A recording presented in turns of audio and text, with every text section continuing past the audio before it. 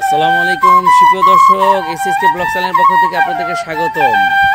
প্রকৃতি লীলাভূমি পদ্মার তীরে তীর ঘেঁষে যে চরের সেই ধান, বোরো ধান আবাদ হয়েছে, প্রচুর ধান হয়েছে এবং ধান পেকেছে। এই ধান কাটার একটি প্রতিবেদন আপনাদের মাঝে তুলে ধরছি। আমি আছি এসএস খান, থাকবো আপনাদের সাথে, দেখতে থাকুন।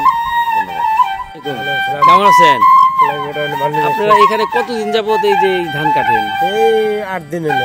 8 দিন? রোজ হিসাবে? রোজ হিসাবে প্রতি রোজে কত টাকা? 600 টাকা। খাওয়াটাও কোথায়? খাওয়া মালিকে ধান কেটে কতদিন লাগবে?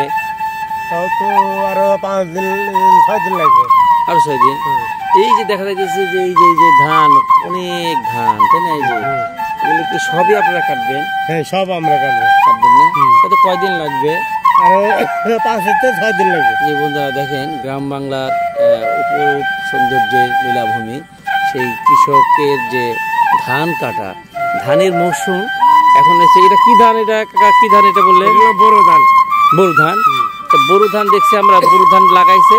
এটা কিন্তু সাধারণত বিল হাওরে বোরো ধান হয়, কিন্তু এটা ভিন্ন রকম একটি প্রকৃতির অপরূপ একটা। এটা হচ্ছে কিন্তু পদ্মার তীরে, এটা হচ্ছে আমাদের একটা গ্রামে, যে ছোট গ্রামটা ভেঙে গেছে, এইটা আমাদের বাড়ি, এটা কিন্তু আমাদের বাড়ি।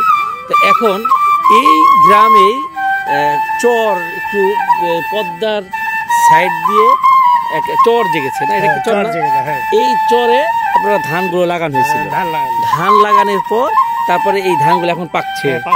এখন আপনারা এই ধানগুলো এই যে ধান এই যে কাটছে, এগুলি কি আপনারা কাটছেন? আমরা কাটছি। আপনারা কাটছেন? আমরা কাটছি। এগুলো সব আপনি কাটা?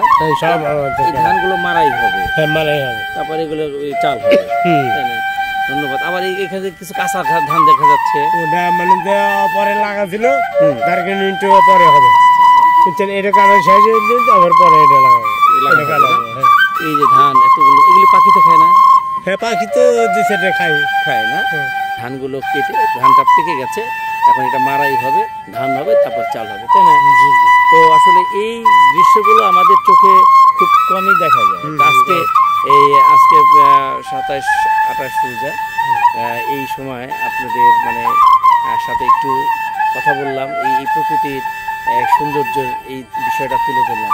তো আপনার সাথে আপনাকে কি বিরক্ত করলাম? না, কোনো বিরক্ত না, আনন্দ লাগলো, তাই না? আসলে এসএসকে ব্লগসের পক্ষ থেকে আপনাদেরকেও স্বাগতম জানিয়ে আমি আজকের মতো এখানে বিদায় নিচ্ছি। ভালো থাকবেন।